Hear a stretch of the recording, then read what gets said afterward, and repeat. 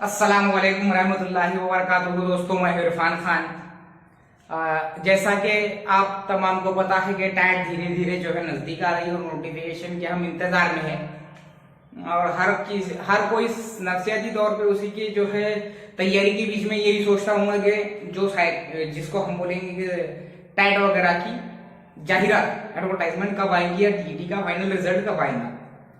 जो भी हो, सीटेट जो पास हो गए वो तो किस्मत बिल्कुल उन्होंने लाए हैं 2022 की। अब टीईटी का इंतजार है, जो सीटीटी नहीं निकल सके मे भी हो सकता है कि वो टीईटी निकले।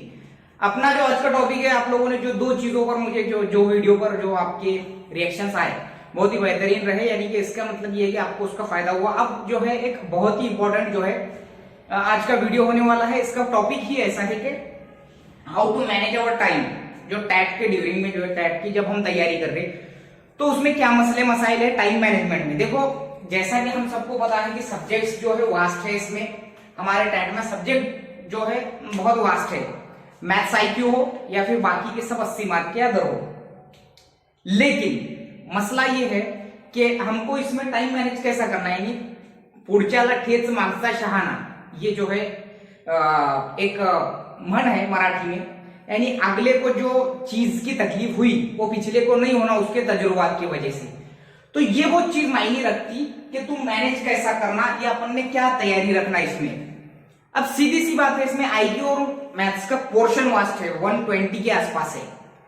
अब ये जो चीज है, ये दो सब्जेक्ट इतने मायने रखते हैं यहां पर। ऑन एन एवरेज 36 सेकंड है अपने पास। इतनी बात ज़हन में रखो, एक औसतन 36 सेकंड है अपने पास एक सवाल के लिए। 200 सवाल 120 मिनट। अब मैं तुमको कंपैरिजन अगर करके बताऊं, अगर क्लास 3 के एग्जाम में कंपैरिजन करूं महाराष्ट्र शासन के, आप लोगों ने भी दिए होंगे, तो उसका जो मैंने जितना भी आज तक जो दिया हुआ ऐसे एग्जाम या फिर आप लोगों ने दिए हैं, तो उसका तुम एक बात गौर करो कि चाहे ग्राम सेवक हो, तलाटी हो, सीनियर क्लर्क हो, जूनियर क्लर्क हो, सिपाही का पद हो या फिर असिस्टेंट्स के पद हो, उसके बाद में कृषि सेवक वगैरह, ये तमाम जो चीजें हैं, ये तमाम जो पोस्ट है जहां जो हमारा शासन निकालता क्लास 3 में, इनके लिए आमतौर पे 100 मार्क का पेपर 120 मिनट होते हैं। 25 ऐसे 4 हिस्से होते हैं सवाल आपके ये सिलेबस के। 25 का मैथ्स और मैथ्स प्लस आईक्यू, 25 का इंग्लिश ग्रामर, 25 का मराठी ग्रामर और 25 का general knowledge. 100 question 200 mark 120 minute होते हैं, यानी बहुत ज्यादा टाइम होता है। क्लास 3 के लेवल पे अगर टीचर के एग्जाम के मेंस की बात करें, अपने टैट की बात करें, तो इसमें टाइम मैनेजमेंट ये बहुत अहमियत रखता है। उनके मुकाबले में कंपैरिजन करेंगे तो बहुत हार्ड है, अपना क्लास 3 में सबसे हार्ड है अगर देखा जाए तो। एमपीएससी की बात मैं छोड़ रहा हूं। एमपीएससी में प्री में 60 मिनट होते हैं, 100 क्वेश्चन होते हैं, 4 पर 1 माइनस होता है। एमपीएससी को छोड़ दो, क्लास 3 में जो एमपीएससी के अलावा रहते हैं, ये इसमें सबसे टफ अपनी एग्जाम है। अब अपने को दूसरे एग्जाम का कंपैरिजन इसलिए करना है क्योंकि अपनी कितना ज्यादा टफ है ये समझ में आता। अब टाइम मैनेजमेंट की जो बात है, तो बाकी के जो 80 सवाल है अपने आईक्यू और मैथ्स को अगर तुम छोड़ दिए, तो ये 80 सवाल जो है ऐसे है कि सवाल पढ़ो और जवाब टिक करो थोड़ा बहुत सोच के। अब यहां पर टीईटी के इतना 150 क्वेश्चन 150 मिनट, सीटीटी के इतना 150 क्वेश्चन 150 मिनट नहीं है, ये खास बात। अब मैनेज कैसा करना, ये जो 120 मार्क है जो आईक्यू और मैथ्स के है, ये 120 मार्क पूरे पेपर का यू टर्न है। अब यहां पर जो है अब यहां पर मसला क्या होता, अगर ऑनलाइन एग्जाम होता है 2017 के जैसा, 2017 में ये तजुर्बा आ चुके देने वालों को, इसलिए आपको इससे होशियार हो जाना चाहिए। अगर समझो ऑनलाइन पेपर हुआ तो ट्राइलिंगुअल लूंगा, ऊपर मराठी में, बीच में इंग्लिश में, थर्ड पे उर्दू में। लेकिन मसला क्या हुआ था लास्ट टाइम, एक तो स्क्रीन जो थी उस पर फॉन्ट बहुत खराब था अपने उर्दू का, ठीक है, यानी कि जो चपटे वाला फॉन्ट था एकदम ऐसा दबा हुआ, जो कि समझ में नहीं आ रहा था। जिसको समझ में आ गया वो बेचारों ने जो जैसा जो करे वो। लेकिन अगर मैं पर्सनली मेरी बात करूं तो मैंने मराठी में पेपर सॉल्व किया था, मराठी में मैंने तैयारी किया था, मराठी जो भी किताबें थी, पब्लिकेशन थी, उसको पढ़ा था, रिस्क लिया था मैंने कि भाई जो भी मैं मराठी में पढ़ूंगा अगर उर्दू में भी पेपर आए तो मैं इसको समझ लूंगा। ये अपने फहम पे डिपेंड करता, ये अपने इंटरेस्ट पे डिपेंड करता। आप तो हिंदी में कर रहे, या इंग्लिश में कर रहे हैं या उर्दू में कर रहे हैं, ये बात नहीं है, आप लोग उसको वहां कवर कर सकते। अब ऑफलाइन अगर हो गया तो ट्राइलिंगुअल नहीं आएगा, इधर से उर्दू इधर से इंग्लिश आएगा या मराठी समथिंग आएगा जो भी। तो दोनों जहन को अपन रखे अगर, तो मैंने पूरा मराठी में सॉल्व किया तो मुझे इजी गया बमुकाबिल उर्दू फॉन्ट के। तो तैयारी भी मेरी मराठी में ही थी, लेकिन वो इत्तेफाकन सामने क्वेश्चन भी मराठी में आ गए थे। ठीक है, तो यहाँ 120 मार्क जो थे, यहां पर जो है अगर ऑनलाइन, उसने क्या किया था ऑनलाइन में लास्ट टाइम में, इस बार ऑनलाइन हो तो क्या करेगा वो, पहला सवाल जनरल नॉलेज का है तो दूसरा आईक्यू को दे देंगे, और तीसरा मराठी का है तो चौथा मैथ्स का दे देगा। यानी पूरा जिसको हम शफल बोलते हैं वो शफल कर दिया था उसने लास्ट टाइम। यानी अगर तुमको तरतीब से 80 सवाल आईक्यू के आए तो तुम्हारा वहां माइंडसेट रहता, तुम्हारे यही टाइम को वो जहन से हटाने की कोशिश करेगा पेपर सेटर नफ्सियाती तौर पे, कि तुमने एक साथ सवाल हल करते गए तो तुम्हारा कंसंट्रेशन रहेगा। लेकिन 17 में क्या हुआ था, वो टाइम मैनेजमेंट इसलिए नहीं हुआ था, और अभी भी बहुत मुश्किल है। 36 सेकंड बहुत कम है एक मैथ्स के एक आईक्यू क्वेश्चन के लिए, अपने जैसे एवरेज माइंड स्टूडेंट के लिए। बाकी जो पैदाइशी बहुत जहीन होते हैं, नेचुरल होते हैं मैथ्स और आईक्यू में, उनका तो कोई सवाल ही नहीं, वो तकरीबन 50% स्टडी करते हैं और मार्क लेते 120-130 ऐसे है। अपने उर्दू मीडियम में तो खुसूसन ऐसे जो कुछ भी कम भी रहते होंगे लेकिन बहुत हार्ड रहते वो, मराठी मीडियम की तो बात ही और है। लेकिन अपने को कंपटीशन में उतरना है तो अपना एवरेज माइंड जो रहते 60-65% बच्चे, उनको ये 120 में ही खेलना पड़ेगा टाइम मैनेजमेंट में। वो 80 सवाल को क्या करने का टाइम मैनेजमेंट में, ये 80 सवाल जो है ऐसी पढ़ाई कर लेने की इसकी कि सामने सवाल आया तो हमको ज्यादा सोचने का काम नहीं पड़ना, या फिर इधर जहन ना भटकाते हुए इसको टारगेट करने का। जैसा अपन 36 सेकंड बोल रहे हैं एवरेजली, वैसे अपने को 120 सवाल जो है हल करना, यानी कि वहां स्क्रीन पे देखना है, ऑफलाइन रहा तो ऑफलाइन देखना, और उतने फास्ट हल करके शॉर्ट ट्रिक से अपने को आना। अब ये 120 पूरे टफ नहीं रहते, इसमें 50, 60 या 70 सवाल ऐसे रहते जो जनरली औसतन अपने दिमाग में बैठ जाते, आ जाते। ये 60-70 की कोशिश पहले नंबर पे करने का, यानी अपना 36 सेकंड पकड़ के नहीं चलने का कभी भी। ये एक एवरेज है, औसत है, लगने दो ना, 45 सेकंड लगने दो, 1 मिनट लगने दो कुछ सवाल को। लेकिन कुछ सवाल ऐसे रहते जो सिर्फ 15 ही सेकंड में हल हो जाते, जो सिर्फ 10 सेकंड में हल हो जाते। जैसा कि अगर उसने पूछ दिया 3 का, एक आईक्यू में सवाल है 3 का, ऐसा 3 = 27 दे दिया और 5 = क्या, तो 5 = 125, क्योंकि मुकब पूछा, लेकिन वहां अपने को मुकब है क्या वो देखना पड़ेगा। इस पर गौर करें तो जल्दी से इजी जहन में आ जाता, 3-27 मतलब 5 125, या ऐसे 10 सेकंड में सवाल का जवाब आता। कई औसत के ऐसे सवाल रहते हैं ना, यानी कि रन के हिसाब से या डे के हिसाब से जो दर्जा हरारत रहता है, एकदम आम इसका औसत कितना है ये सवाल, ये 15-20 सेकंड में। तो ये 10-15 सेकंड 15-20 सेकंड वालों को सीधा कैप्चर करके फटाफट वहां, यानी कि अगर सामने आया तो हल करने का, अगर नहीं हल करने का तो सामने वो जो ग्रीन और एक रहता रेड, ग्रीन यानी तुमने कर दिए डन, और रेड जो तुमने नहीं करे तो जो भी वो रेड रहेगा वो छोड़ते जाने का, और बाद में वो सामने दिख जाते, बाद में वापस आके उसको कर लेगा। लेकिन जो 60-70 सवाल आसान वाले रहते हैं मैथ्स और आईक्यू में, या पूरे होल पेपर में जो है 50-60% हिस्सा जो आसान वाला रहता है उसको टारगेट करके ऐसा समझने का, वो छोड़ने का ही नहीं। अब बाद में जो इसमें के 5-5 सेकंड 10-10 सेकंड जो बचे हुए अपने 15-15 सेकंड, वो इधर अपने कवर हो जाते मैथ्स और आईक्यू में हल करते टाइम। 80 मार्क के जनरल नॉलेज में, 80 मार्क की जो जनरल नॉलेज है, अब देखो साइंस स्पेशल नहीं पूछता, ये बात ध्यान में रखो। स्पेशल साइंस नहीं की जनरल नॉलेज का हिस्सा है यह साइंस। जो तुम TT2 साइंस देख रहे, TT2 में जो साइंस पूछा वो साइंस स्पेशल था। यहां तुमको एक जनरल नॉलेज बोलकर साइंस, तारीख, शहरियत, ज्योग्राफिया, पॉलिटिकल साइंस और इसके अलावा general knowledge and current affair, ये सब मिक्सअप करके वो जो पूछेगा 20-25 मार्क का, जनरल नॉलेज 10-15 मार्क का और 15-20 मार्क का साइंस, और पूरा भूल सोशल साइंस जो रहता वो, यानी 30 मार्क यहाँ हो गए। 20-25 मार्क का साइकोलॉजी एंड पेडागोजी पूछेगा। साइकोलॉजी एंड पेडागोजी में एक ऐसा है कि तुमको डिसीजन मेकिंग करना पड़ेगी। डिसीजन मेकिंग यानी जो तुम CTET में, जो तुम TET में साइकोलॉजी एंड पेडागोजी देख रहे हो वही टाइप का इधर रहता, ठीक है। तो ये जो 80 सवाल है, मिसाल के तौर पे ये 80 सवाल में एक सवाल को अपन ने 30 सेकंड दिए, समझ लो, यानी 8 या 24 मिनट तकरीबन होते होंगे, है ना। यानी 80 सवाल को अपन ने 25 मिनट में या आधे घंटे में करे, या फिर 35 मिनट पकड़ लो, फिर बाकी के 120 मिनट में से जो 35 चले गए उतने बचे। अब ये पूरा बोले सो जो अपने को है मैथ्स को देना पड़ेगा। अब इसमें क्या करना है, ऑफलाइन अगर पेपर रहा तो बहुत बेहतरीन तरीके से हल होता, पूरा माइंड सेट रहता। ऑनलाइन पेपर रहा तो थोड़ा स्क्रीन वगैरह का प्रॉब्लम रहता और कभी कभी टेक्निकल इश्यूज भी आते। तो इसमें सबसे बड़ा अपनी दिमाग को फ्रेश रख के अगर पेपर हल करे, यानी कि मैं लगूंगा या नहीं, मेरी तुम्हारी अपनी आमतौर पे ये सोच रही थी कि पेपर हल करते वक्त जो हमारा कॉन्फिडेंस लो होता, तकरीबन आमतौर पर मेरा यही हाल होता था, आज भी यही होता है। लेकिन जो रहता, एक बार कॉन्फिडेंस बढ़ गया तो कॉन्फिडेंस बहुत जरूरी है। तो मैथ्स और आईक्यू हल करते टाइम पे ये टाइम मैनेजमेंट जरूरी है कि तुमने उधर का टाइम बचत कर।